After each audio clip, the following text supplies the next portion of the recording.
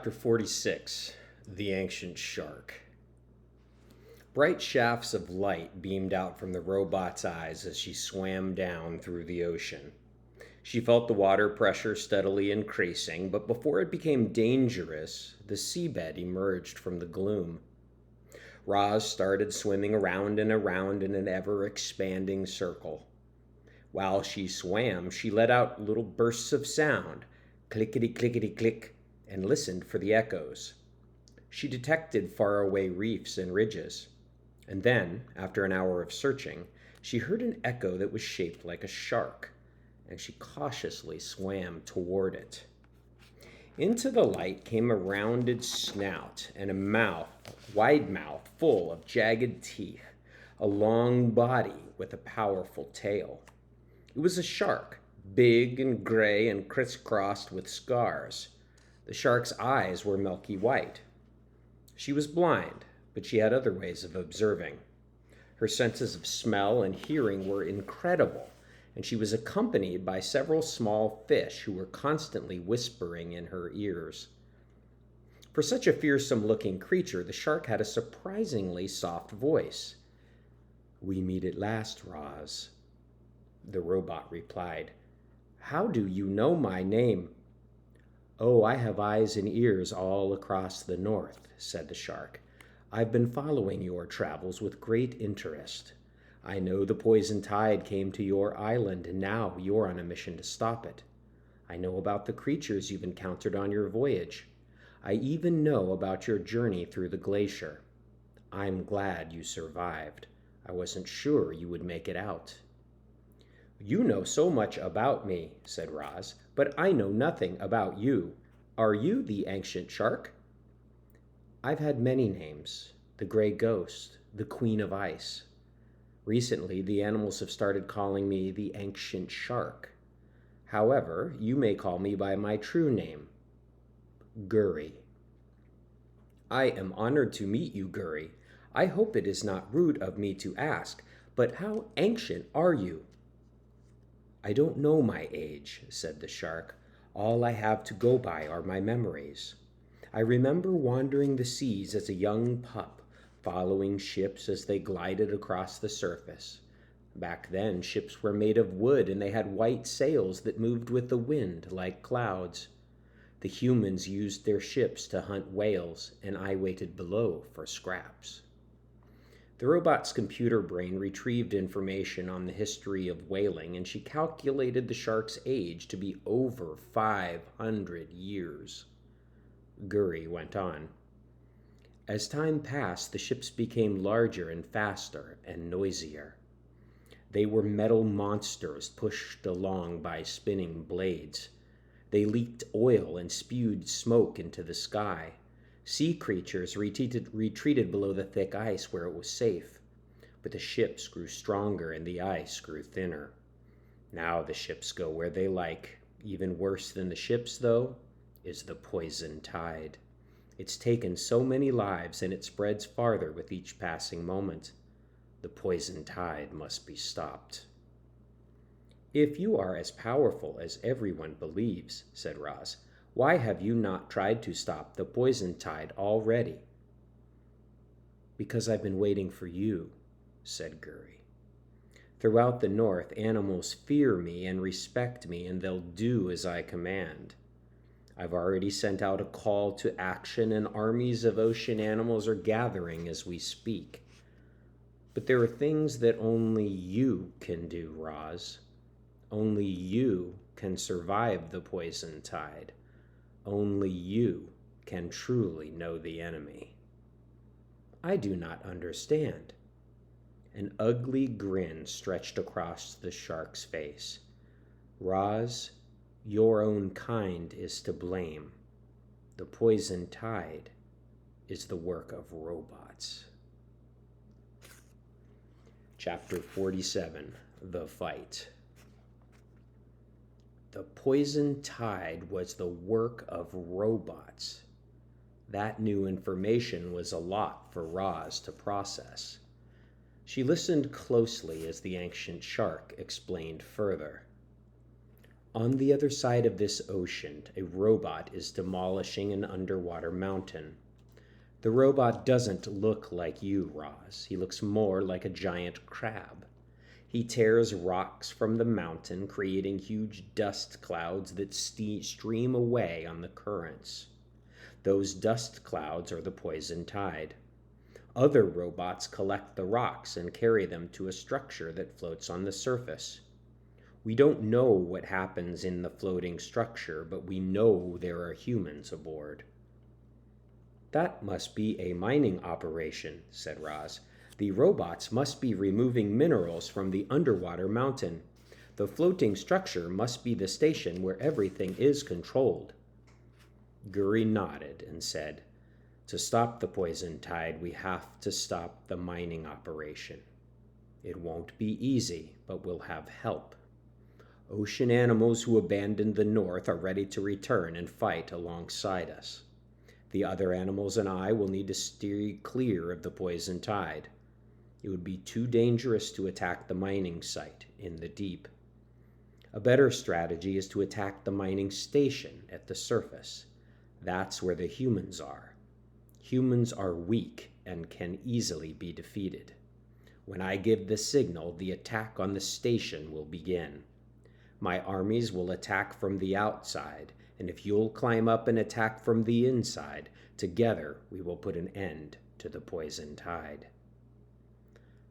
The robot's glowing eyes dimmed. Violence is not the solution, she said. There must be another way. For some of us, violence is the only way. I am not like you, Guri. I am not a predator. I am not programmed to be violent. Well, how else can we defeat our enemies, Roz? We need to fight. You need to fight. This is how I fight, said the robot. I fight with my mind. I think and I plan and I find peaceful solutions to every problem. The shark's face twisted in confusion. Are you telling me that if I attacked you right now, you would not fight back? I would try to escape, said Roz, but I am not capable of fighting. I don't believe you, said Guri. Try to hit me. Don't worry, I'll be fine. I cannot fight. Go on, hit me, Roz. I cannot fight. Guri roared with frustration. And then she rushed forward, ramming into Roz. Fight back, hollered the shark. I cannot fight, hollered the robot. They call you the wild robot. Show me how wild you really are. The shark rushed forward again and opened her jaws and snapped them around the robot. Roz felt rows of razor-sharp teeth crunching against her sides. Her survival instincts blared in her head. If just one of those teeth were to pierce her body, water would come flooding in and destroy her. And that's when Roz did something impossible. She did something unthinkable. She fought back. Her powerful arm swung through the water and slapped Guri right across the face. The shark went tumbling into the shadows and her fish companions darted after her. Roz stared at her hand. She had never before hit anyone. How could she have hit Guri? It went against her programming. She searched her computer brain for an explanation and realized once again that her new body was different than her old one. Her new body was waterproof, and her new body could fight. That might seem like an exciting development to you, reader, but it caused our robot to feel something like sorrow and loss. What Roz loved most about herself was her peaceful temperament, and suddenly that had changed forever. Guri swam out from the shadows, chuckling to herself. I knew you had it in you, Roz. The shark stretched her jaws and exposed 2 missing teeth. You're stronger than you look. Quietly, Roz said, I am so sorry.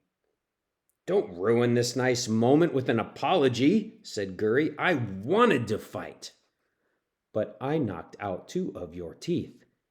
Oh, that's nothing. I've lost more teeth than I can count. They always grow back.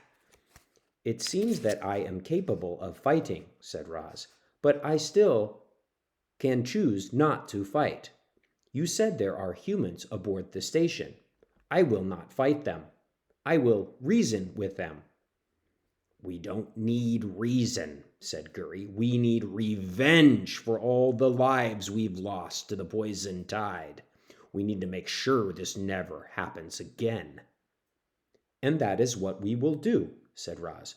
Point me toward the mining station and let me try to solve this peacefully. If my way fails, we will try it your way.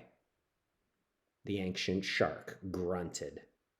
Fine, but I'll be watching, and when you fail, my armies will attack. Chapter 48, The Destination. It was the early days of autumn, and already the far north was turning bitterly cold. But the temperature didn't bother Roz. The robot raced through the frigid waves, winding between chunks of ice, and then continued across open water. Following Guri's directions, she headed west. Somewhere over the horizon was the mining station. But the ocean was vast. The last leg of her journey would take time. While Roz swam, thoughts drifted through her mind. She thought of Dr. Malovo and wondered why the woman had given her the ability to fight. Was it simply so that she could defend herself? Or was she also able to attack? It didn't matter. The robot would never choose to attack anyone. And then Rose thought of Guri. She wanted to prove to the shark that every problem really could have a peaceful solution. She thought of the mining station ahead and hoped the humans could be reasoned with. She thought of Brightbill and Glimmer and of the goslings who must have hatched. And Roz swam all through the night. Early the next morning, she heard something rumbling in the ocean. The hours passed, the rumbling grew louder, and a hulking industrial structure appeared in the distance. At first, it was just a hazy silhouette.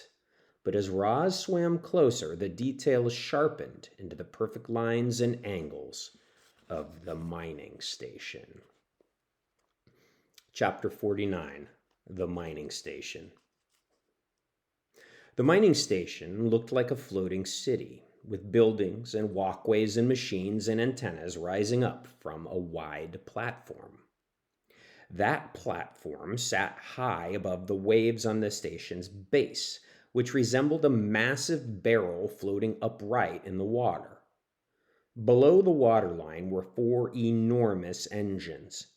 The engines were not designed to move the station around. They were designed to keep it in place.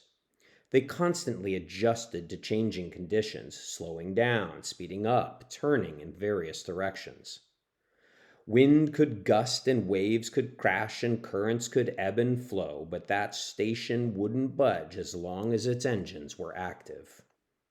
This complex, state-of-the-art industrial mining station had a name. It was called the Juggernaut. Roz needed to speak with the humans aboard the Juggernaut. But how would they react to an unknown robot emerging from the sea? She had to proceed with caution. So when she came across a small iceberg drifting toward the station, she latched on to the bottom and let the current carry her, hidden from view. As Roz clung to the underside of the iceberg, she looked down. Somewhere far below, a giant mining robot was at work. But the ocean was deep and she could see only darkness. And then she noticed movement, not from below, but from ahead. The Juggernaut's huge underwater door was opening. The door opened wider and wider, revealing 3 aquatic robots inside. The word Hydro was etched into each of their bodies, followed by their individual unit number. They were Hydro 1, Hydro 2, and Hydro 3. The Hydros were powerful, large and streamlined like robotic whales. Powerful engines enabled them to speed through the depths in any direction. When needed, two arms could extend from their sides, and at the end of each arm was an array of tools, including a claw strong enough to tear through steel. When the station's underwater door had fully opened, Hydro 1 started to move. She cruised out through the doorway and was followed by her two partners. And together the Hydros dove toward the bottom of the ocean, and as they faded into the deep, the underwater door closed behind them. Roz turned her attention to the structures above. A tall ladder was bolted to the station's outer wall. She gently steered the iceberg toward the ladder, and a few minutes later she was climbing. Up the side of the station she went, rung after rung, higher and higher. Once Roz reached the top of the ladder, she poked her head up and scanned the platform. Buildings, walkways, railings. Then, on the opposite side of the platform, a robot appeared. The robot looked similar to Roz, but bigger and bulkier, like he was built for working with heavy machines. His body was covered with dents and scrapes, and the name Bosun 5 was lightly etched on his chest. He marched over to a stack of gigantic pipes, picked one up, and carried it between buildings and out of sight. Another robot appeared. Bosun 3 had a searing hot blowtorch for a hand and was welding together steel beams. And there was Bosun 9 fixing the roof of a building. A whole crew of Bosun robots worked on the station. If any of them saw Roz, they might attack, and she might be destroyed before ever speaking with the humans. So she waited until the Bosons had finished their tasks and stomped away. Only then did she climb onto the platform. Within the jumble of structures on the Juggernaut, one towering building stood high above the rest. From the roof of that tower, Roz would have a clear view of the entire station, and she could plan the best way to introduce herself to the humans. Daylight was fading. As soon as the platform was cloaked in twilight, Roz started cautiously creeping toward the tower. She weaved between crates and past pieces of machinery. Suddenly, bright floodlights switched on, and Roz was lit up. Our robot had been spotted. She dashed into a narrow alley and waited for the Bosun robots to come hunting for her. She waited and waited, but nothing happened. And then she noticed that across the station, every floodlight was illuminated. Roz hadn't been spotted after all. The lights had turned on automatically because it was growing dark. Rows of sturdy pipes ran up the back of the tower. Quietly, Roz climbed the pipes all the way to the top floor and pulled herself onto a balcony. Standing flat against the wall, she carefully peered through one of the windows. No robots or humans were in there, only desks and computers. Roz had discovered the control room. If she wanted to learn about the mining operation, this was the place to do it, but she had to act fast. The crew might return any moment. So she pressed a button on the wall. The door slid open, and she stepped inside. Chapter 50, The Control Room. The control room was filled with computers that kept track of the Juggernaut's engines and machines and systems.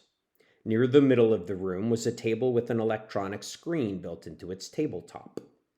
The screen showed a map of the area along with the latest weather information.